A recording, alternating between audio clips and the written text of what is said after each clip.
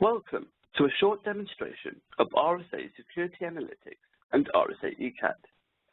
These two products are geared towards incident detection and analysis. They can identify anomalous behavior on the network and endpoints.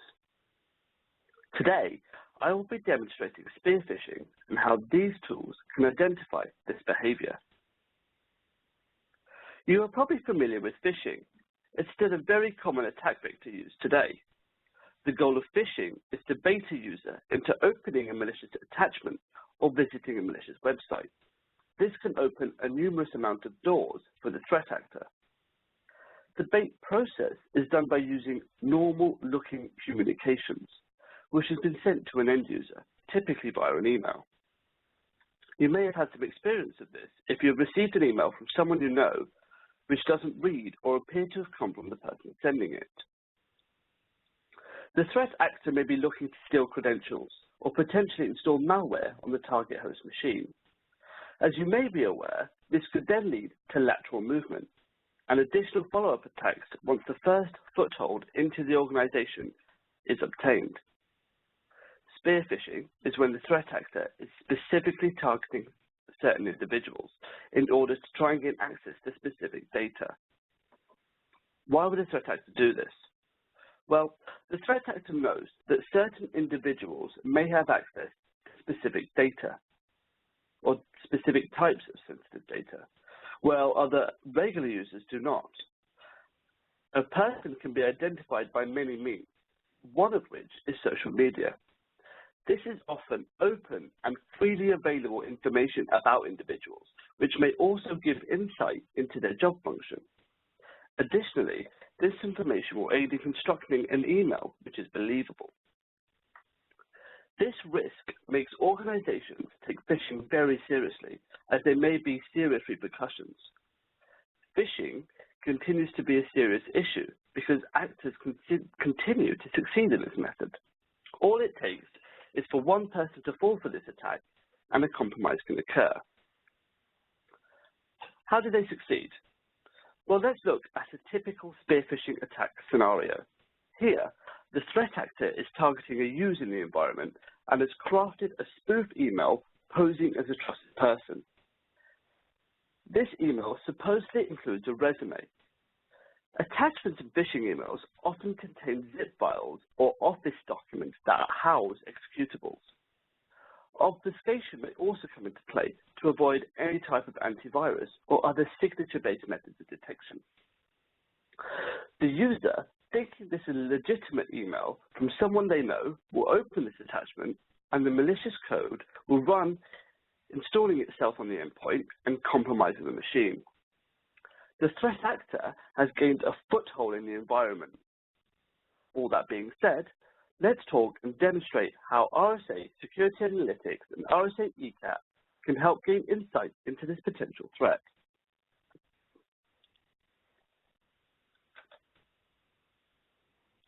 Upon logging into Security Analytics, an analyst is presented with a dashboard. This is a customizable, high-level overview of information in the environment. If an analyst sees a specific alert which is deemed suspicious, these interactive dash alerts allow the analyst to jump straight into the investigation view. Let's jump into all the data and head into the investigation mode.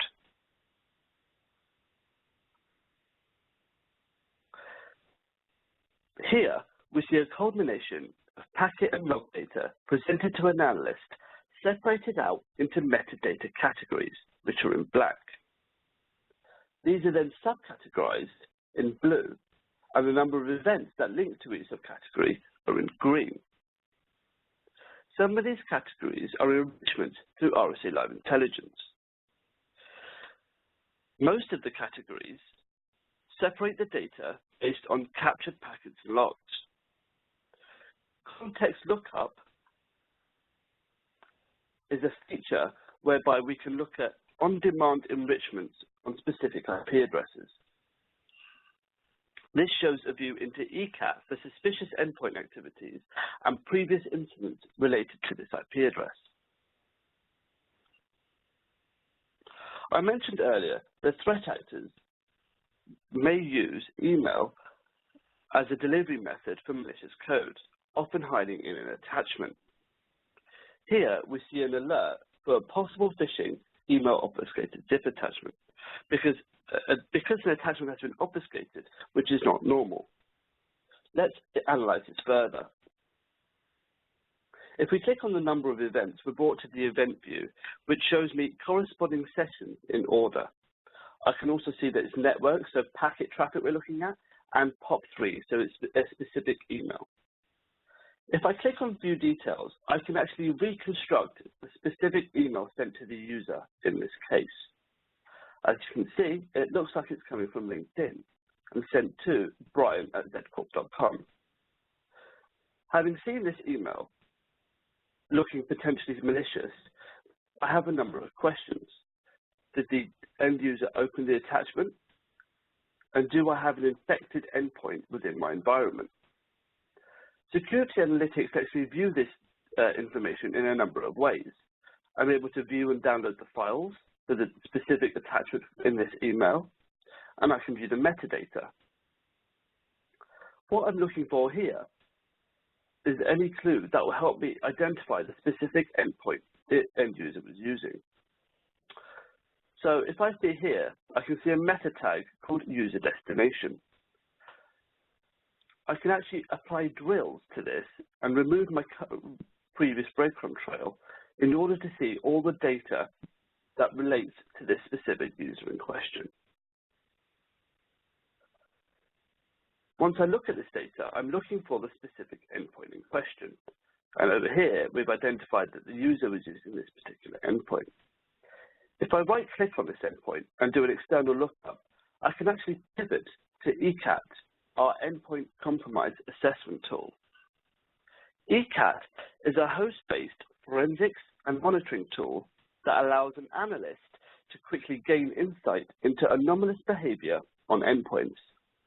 This is done using a client-server architecture, in which deployed agents monitor modules, memory, and behavior on a host machine. Agents will determine the threat level of machines and will generate an instant indicator of compromise score. This window gives us a good view of what's happening on this endpoint.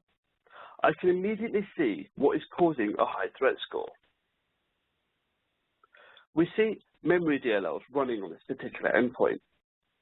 And if we look at the module instant indicator of compromise, it shows us that these memory DLLs are floating modules.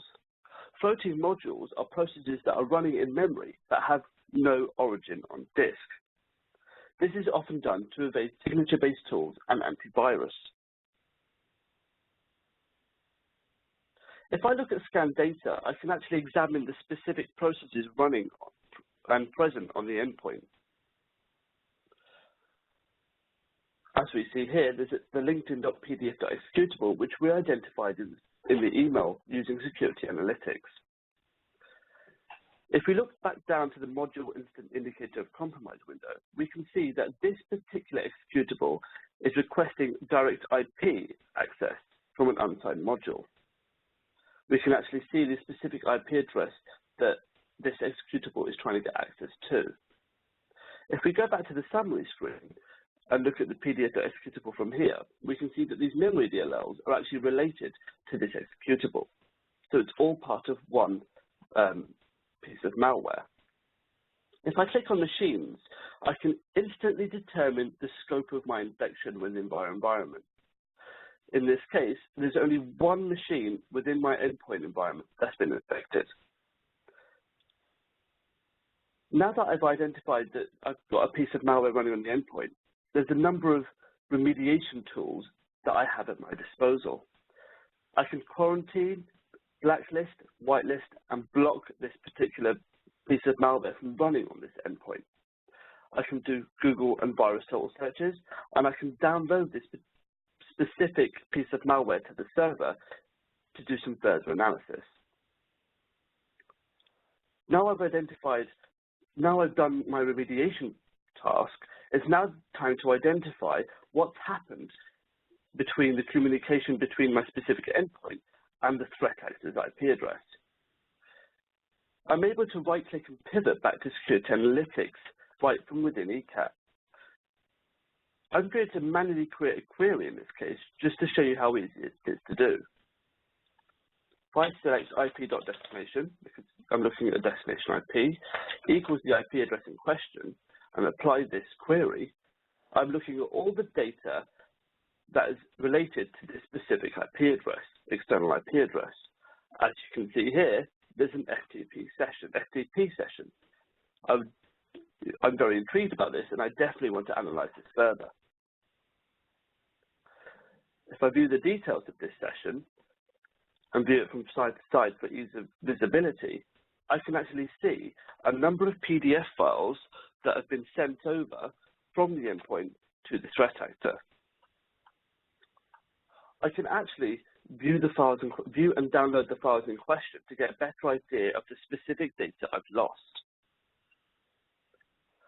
Once I've done this, I'm definitely going to select this particular event and create an incident using Security Analytics Incident Management in order to remediate and mitigate this piece of malware and this risk to the organization. In summary, spear phishing is still a very real threat to organizations. It only takes one end user to compromise a machine. RSA Security Analytics and RSA UKI can help detect this threat and analyze exactly what's happening in your network and endpoints. Thank you for watching.